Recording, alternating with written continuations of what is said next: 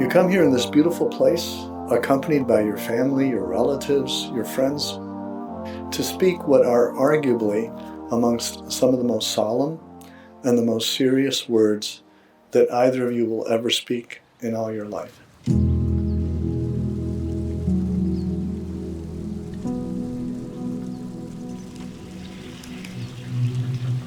They are amongst the most solemn because in a few moments you make vows to God. And when we do this in freedom and with clarity and presence of mind, those are words that touch our spirit. The words you're about to speak are also very serious words because you are about to exchange a series of promises with each other, promises that will take your two individual lives and set them on a common path for years and for decades yet to come in the legally binding contract of marriage.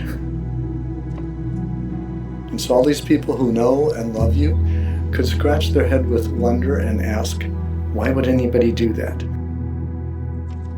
The reason why someone would be so ready and so willing to speak the words that you're about to speak here in a few moments and enter into marriage with each other is because you're moved to do so by love. But what exactly is love? I think in our day, the most common understanding of love is that love is a very powerful emotion, a feeling I hold deep within myself for another. The difficulty with that understanding of love is that no one here chooses their feelings or their emotions. They're like the tide that enters and recedes without anyone's permission. And so to predicate the rest of your life on a feeling or on an emotion would constitute insanity, because no one can guarantee what you're going to be feeling in 10 minutes, 10 years, or 50 years. But at the end, love is a decision. It's a choice that we make in freedom to place another human being and their needs, their hopes, and even their dreams on par with and oftentimes above our own. That's love. Nothing fancy.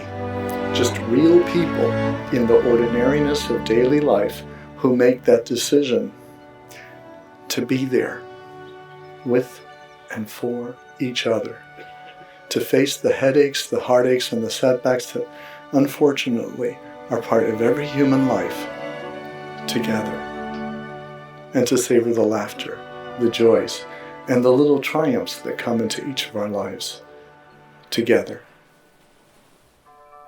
I ask you both now, in the presence of your family and friends, David, do you take Natalie for your lawful wife, for better, for worse, for richer, for poor, in sickness and in health, to have and to hold from this day forward until death do you part? I do. Natalie, do you take David for your lawful husband from this day forward until death do you part? I do. This concludes the rite of marriage. It is my great privilege and personal pleasure to present publicly for the very first time Mr. and Mrs. Lawson.